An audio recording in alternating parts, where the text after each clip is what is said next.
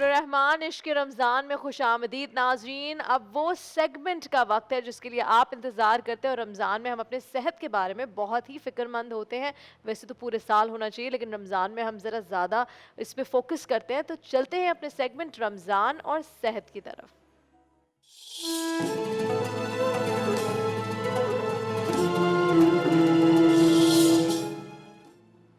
रमज़ान और सेहत में मेरे साथ मौजूद हैं हकीम ज़ुबैर अब्बासी साहब। अस्सलाम वालेकुम वालेकुम। अस्सलाम। कैसे हैं हकीम जी साहब? अल्हम्दुलिल्लाह, अल्लाह का शुक्र।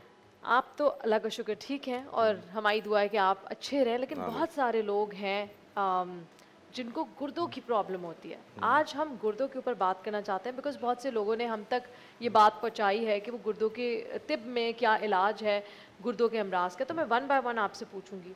सबसे पहले बेसिक से हम अगर चले, तो गुर्दे आपके जिस्म में क्या काम करते हैं, कितने अहम हैं आपके जिस्म के लिए? सबसे पहले तो मैं कहना चाहूँगा, आपने प्रोग्राम में कहा कि जी रमज़ान में हम ख़ास प्रोग्राम करते हैं सेहत के हवाले से, तो यकीनन रमज़ान में सेहत थोड़ी सी डिस्टर्ब होती है, हमारी रूटीन ज़िंदगी तब्दील होती है, तो उसमें काफ़ी सारे मामलात आते हैं, जिसकी वजह से रमज़ान का प्रोग्राम सेहत के हवाले से करना चाहिए बिल्कुल। गुर्दों का बॉडी के अंदर बहुत बड़ा फंक्शन है, और ये गुर्दे यूँ समझ लीजिए कि इंसानी बॉडी के लिए, इसको ज़िंदा रखने के लिए एक इंसान को बहुत अहमियत के हामिल होता है। गुर्दे इस वक्त हमारी बॉडी के अंदर जो किरदार अदा कर रहे हैं, वो एक बॉडी को ज़िंदा रखने के लिए, कायम रखने के लिए, खड़ा रखने के लिए बहुत इम्पोर्टेंस के हामिल हैं।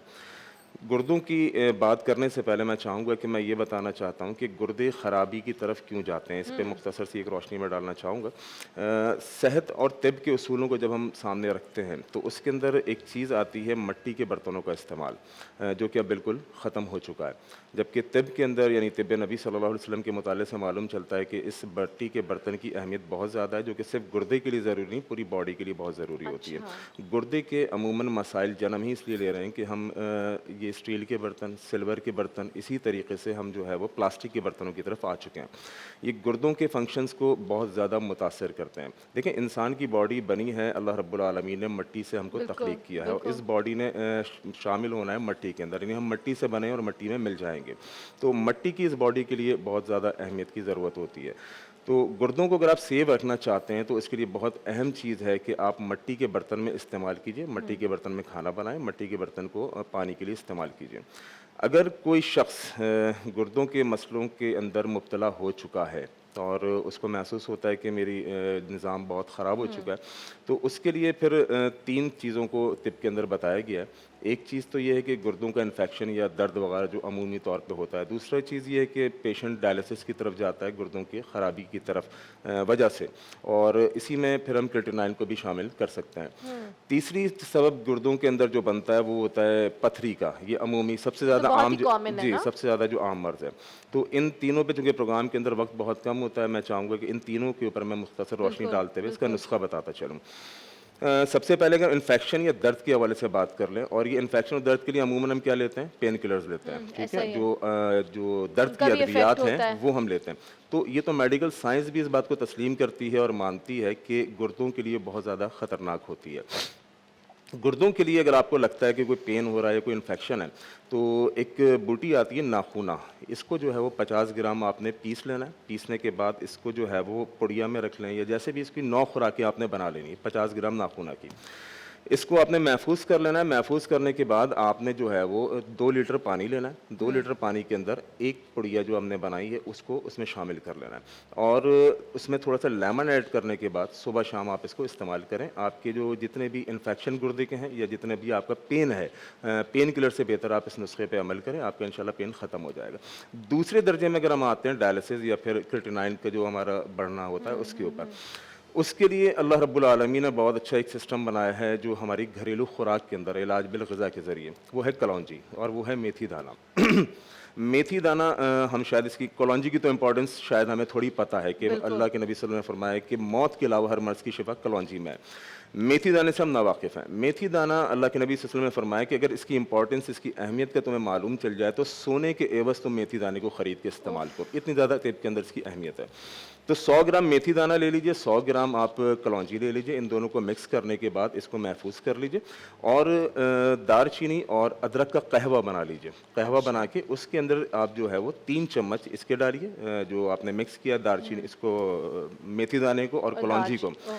3 چمچ ڈالنے کے بعد اس کو اچھی طریقے سے آپ اس میں تھوڑا شہد ڈال سکتے ہیں, تھوڑا لیمو ڈال سکتے ہیں, ٹھیک ہے. میتھی دانے اور کلونجی کو ہم نے مکس کیا تھا, کلونجی اور میتھی دانے کو ہم نے مکس کیا, دار چینی اور ادرک کا ہم نے قہوہ بنایا, اس کے اندر ہم نے ان کو 3 چمچ ڈال لیا. پکانا نہیں ہے اس کو, آخر میں ڈال پکا سکتے ہیں, اس کو پکا سکتے ہیں, پکا لیں تو زیادہ بہتر ہے کیونکہ جزیات ساری شامل ہو جائیں گی. اس میں پہ شہد اور لیمو ڈال لیجیے. یہ صبح اور شام استعمال کریں تو امید اللہ کی ذات سے کہ ڈائلسس سے آپ بچ سکتے ہیں, کریٹینائن کا لیول آپ کا ڈاؤن نارمل پہ آ سکتا ہے. تیسرے درجے میں ہم آتے ہیں پتھری کے اوپر, جو بالکل کامن ہے. گردے کی جب بھی بات ہوگی تو سب سے زیادہ شکایت آپ کو پتھری کے حوالے سے ہوتی ہے. تو گردے کی پتھری کا سب سے بہترین اور آسان علاج جو طب کے اندر موجود ہے وہ ہے کہ ہلکا گرم پانی, نیم گرم پانی کے اندر آپ جو ہے وہ شہد ڈال لیجئے, آپ جو ہے لیمو ڈال لیجئے اور زیتون کا تیل, یہ 3 چیزیں اس کے اندر شامل کر کے آپ اس کو مستقل استعمال میں رکھیں. بہت سارے مشاہدات کے اندر آئے کہ مہینے کے اندر یہ گردے کی پتھری آپ کی اللہ کی توفیق سے ختم ہو سکتی ہے. ماشاءاللہ, مہینے کے اندر, کیا بات. اچھا, اور زیتون کے جو تیل ہے اس کی کوانٹٹی کتنی ہوگی؟ 1 ٹی اسپون زیتون کا تیل ڈالیں گی, 1 ٹی اسپون آپ اس میں شہد ڈالیں گی اور آدھا لیمن ایڈ کریں گی ہلکے گرم پانی کے اندر. صحیح. اچھا, تو جو یہ بات ہے آپ نے بتائی, جس کو گردے کے امراض نہیں بھی ہے وہ بھی اگر اس طرح کہوا تو بہت لوگ شوق سے پیتے ہیں. کہوا تو ویسے بھی بہت سارے امراض کے لیے شفا ہے. دیکھیں چائنیز جو اس وقت بہت زیادہ زبردست, آپ نے دیکھا دبلے پتلے پھر اسمارٹ ہوتے ہیں, تو ریسرچ بتاتی ہے کہ وہ گرم پانی کا استعمال کرتے ہیں. گرم پانی کے استعمال سے ان کی بہت زیادہ فٹنس رہتی ہے اور ان کو سلم اسمارٹ کرنے میں مدد دیتی ہے. تو جو نارمل آدمی بھی اگر وہ چاہے تو یہ قہوہ بنا کے پی سکتا ہے, لیکن جو اس مرض میں مبتلا ہے اس کو تو پھر باقاعدہ علاج کے طور پہ پینا ہوگا نا, دن میں 2 دفعہ یا 3 دفعہ کم از کم. بہت فائدے مند ہے, بالکل. اچھا, ایسی کون سی چیزیں جن کا ہمیں احتیاط کرنا چاہیے, جو لوگ کو گردوں کا ایشو ہے وہ کون سی چیزوں کا احتیاط کریں؟